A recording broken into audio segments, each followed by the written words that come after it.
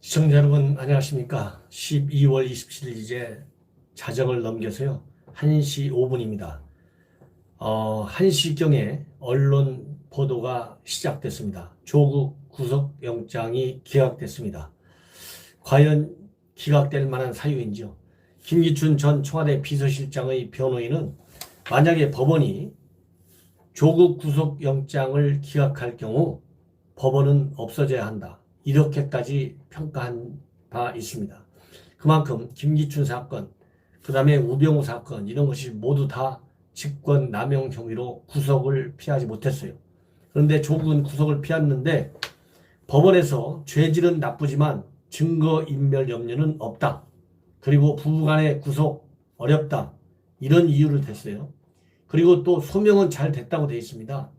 이거 판사들 판결 기본적으로는 존중해야 되겠지만 그야말로 적폐청산할 때의 법원들이 가차없이 구속영장을 발부했던 거하고 지금 조국에 대해서 구속영장이 기각된 거하고는 사안은 다른 것 같지만 법조계의 시각에서도 사안이 매우 비슷하다.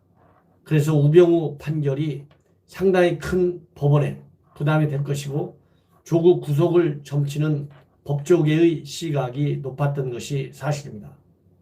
그러나 기각하는 데 유리한 이유만 많이 됐다라고 하는 비판은 법원이 피할 길이 없습니다. 증거인멸이 왜 없겠습니까? 그리고 지금 현재 소명이 또 잘 돼 있다, 죄질도 나쁘다, 이렇게 돼 있지 않습니까? 그러면 부부가 구속되지 않는 것이 통상의 사례라 한다 하더라도 이번 조국의 유재수 감찰 무마 사건은 이미 일가 비리 사건, 그 다음에 또 선거 개입 의혹 등등 2중, 3중, 4중으로 조국이 연계되어 있어요. 그냥 죄질이 나쁜 것이 아니라 아주 나쁜 것 아니겠습니까? 일벌백계로 나가야 되는 것이 맞을 것이다. 자, 그렇다고 한다면 구체적으로 법원이 뭐라고 얘기했는지 제가 말씀을 드리면서 분석해 드리겠습니다. 우선 참 기가 막혀가지고요. 이거 뭐라고 얘기할 수가 없네요.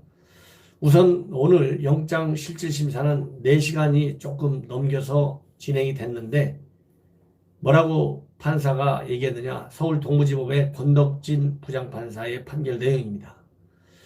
이 사건 범죄 혐의는 소명된다. 증거인멸 염려가 있다고 볼 수 없다. 이게 기각 사유예요.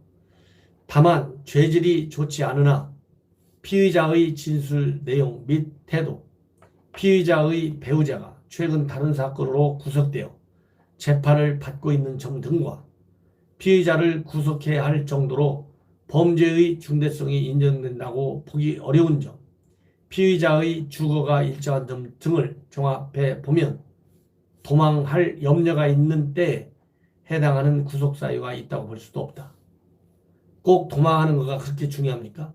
그리고 이 판결에 저는 이의를 제기할 수 있는 부분은 뭐냐면 피의자를 구속해야 할 정도로 범죄의 중대성이 인정된다고 보기 어려운 점, 이거는 판사가 양심을 지나치게 확대 해석하는 것이다.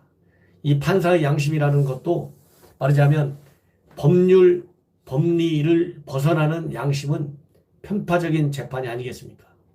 어떻게 유재수 감찰 무마 중단 사건이 본인이 더군다나 친문 세력들의 전화 연락을 많이 받았다, 그러한 외압을 인정까지 했는데, 그리고 유재수가 왜 감찰 무마 사건이 중대하지 않습니까? 중대하지 않으면 그 사건을 폭로한 김태우는 왜 잘랐습니까? 얼마나 중대하지 않으면 자른 거하고 김태우를 공직에서 나가게 한 거, 그리고 고소 고발까지 한 사건, 중대하지 않으면 고소 고발 지금이라도 포기해야 되는 거 아닌가요? 중대하지 않으면 김태우를 옷 벗게 시킨 거 다시 번복시켜야 되는 거 아닌가요? 일개 수사관이 양심이 선언한 것은 중대하기 때문에 공무원 직위를 박탈하고 그것도 모자라 가지고 검찰에 고발하고 그리고 민정수석이라고 하는 아주 고위 직책에 앉아 있는 사람은